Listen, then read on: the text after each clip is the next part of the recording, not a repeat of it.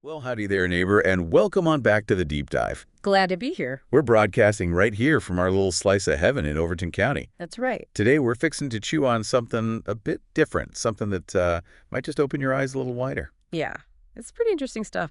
We've got ourselves the lyrics to that sweet old song, I'm in the Mood for Love. A classic. Definitely. And some mighty thoughtful ideas about it from a fella named Dean Sluyter. Now, that's a name that might sound a little fancy, maybe. It might, yeah. But trust us, the wisdom he shares is, well, it's down to earth as can be. We'll get to how he says his name in just a sec. Right. So our aim today, folks, is to kind of see what happens when we put these two things together. Yeah. Can a simple love song, one you've likely hummed along to a time or two, can it actually point us towards something deeper? That's the question, isn't it? That's the riddle we're going to try and solve. Okay, let's jump right in then. Yeah. That song, I'm in the Mood for Love, you know the one. Oh, yeah. Nat King Cole. So smooth. Just smooth as butter. Turns out, it was dreamed up by Jimmy McHugh. He wrote the tune. And Dorsey Fields, she put the words to it way back in 1935. 1935. Wow. And get this, Miss Fields was a real songwriting dynamo, penned over 400 songs. 400. That's incredible. Even took home an Oscar for The Way You Look Tonight. You know, what truly stands out there is just, well, the sheer volume of her work. To craft so many songs and so many good ones. Yeah. It suggests she really understood something about the human heart, how to express it. Absolutely. Now, about Dean Sluyter, and it's pronounced Dean S. Sluyter. Right. Kind of like Scene Sluyter, maybe. Yeah, something like that, maybe with a bit of a drawl. He's got this really interesting way of looking at things. He really does. He suggests that all those love songs, the ones that might seem a little lighthearted. The silly love songs like Paul McCartney said. Exactly. He thinks they might actually be like hymns. Hymns. Oh. Not just to the person you're sweet on, but to something bigger than all of us, something infinite. What some folks around here might call God. Precisely. Yeah. Makes you listen to those lyrics in a whole new light, don't it? It certainly does. Dean approaches these songs from what's called a non-dual perspective. Non-dual. Okay, break that down for us a bit. Well, in simple terms, it means that feeling of being separate from everything else. That me versus the world feeling. Yeah, I know. That isn't the whole story. It's not the complete picture. He sees a deeper unity kind of underlying it all. So when we experience that powerful emotion of love, it might just be like a glimpse of that fundamental connection. Like that line, simply because you're near me, I'm in the mood for love. Exactly that one. Dean figures that feeling of closeness, that comfort you find with someone special. It helps us relax our minds enough, maybe quiet things down. Right. Get a little peek at something boundless inside ourselves. Yeah, that's his idea. It's kind of like that peaceful feeling you get, say, sitting on the porch, swinging out towards Rickman. Oh, yeah? Watching the mist settle over the Connie Fork River, maybe, with someone you hold dear. That kind of feeling. That's a perfect way to put it. It's fascinating, this idea that our human connections can act like a window almost. A window, yeah. The joy and ease we feel with someone we love, it can quiet all that inner chatter. Right. Gets rid of the noise. And lets us sense a more expansive, deeper part of ourselves, the part that's connected to everything. Okay. And what about heaven is in your eyes, bright as the stars we under?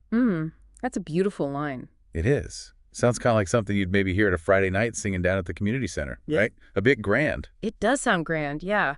But Dean says from that non-dual viewpoint, it ain't just sweet talk.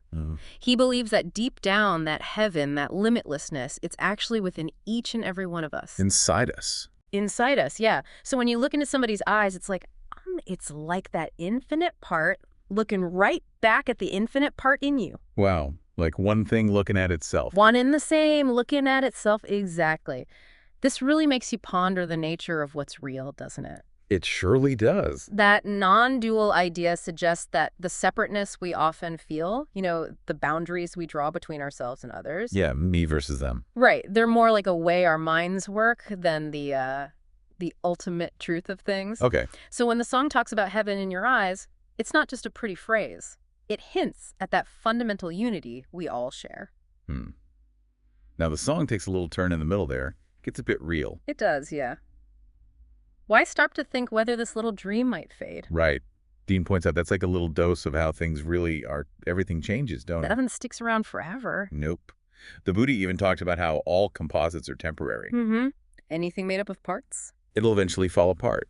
But then, right after that, the song comes back with, we'll put our hearts together, now we are one, I'm not afraid. And that's where that idea of non-duality comes back into play, you see? Ah, okay. Connect those dots. Well, if we're all part of one big ol' something like different ripples on the same Dale Hollow Lake. Okay, like waves on the lake. Right. Then even when the ripples change or disappear, that water underneath the lake itself, it stays the same. It's still Dale Hollow Lake. It's still the lake, exactly. So the awareness that things don't last, that can bring worry.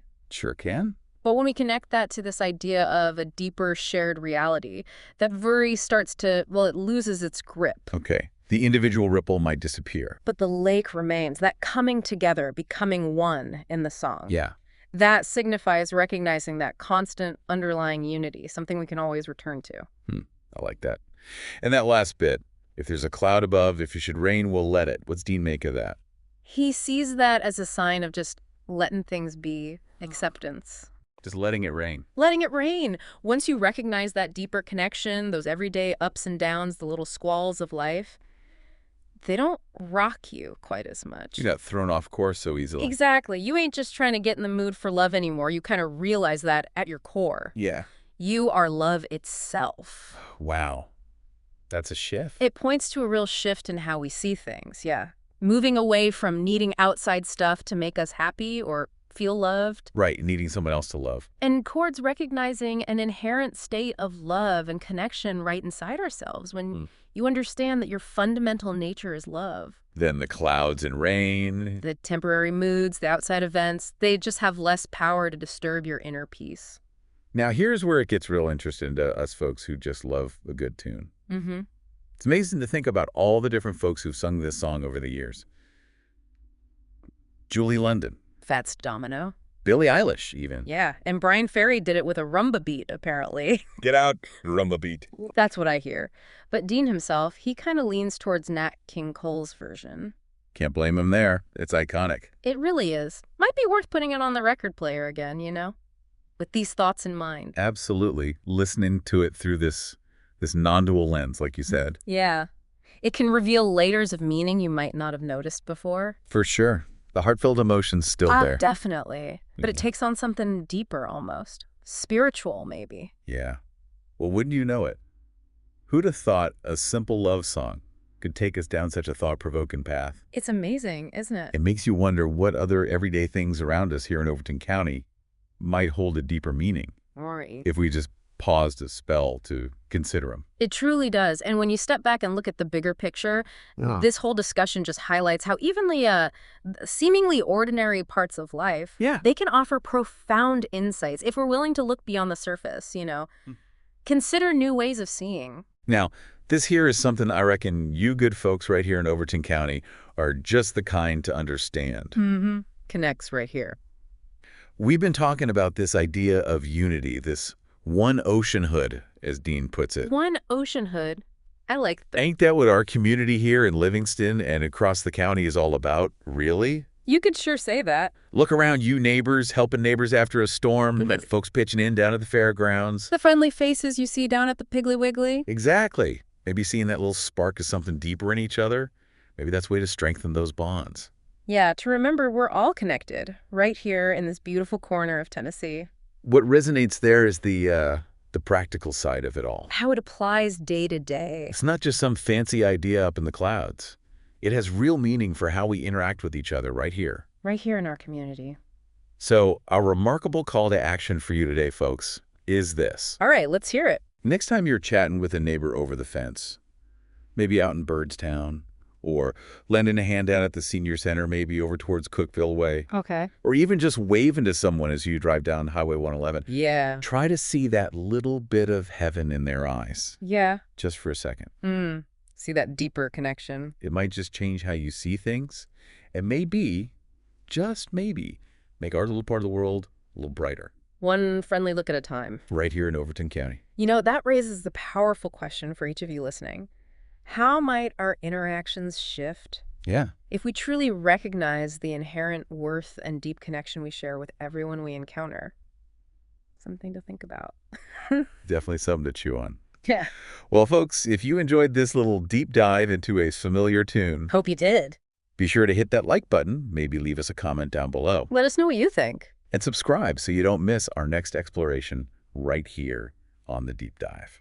And now, if you'll join us for just a moment of quiet reflection, we send out a heartfelt prayer for peace and well-being to all sentient beings everywhere. Amen to that. And a special thank you to Dean Sluyter for sharing his illuminating insights with us all. Yeah, thank you, Dean. Wonderful stuff.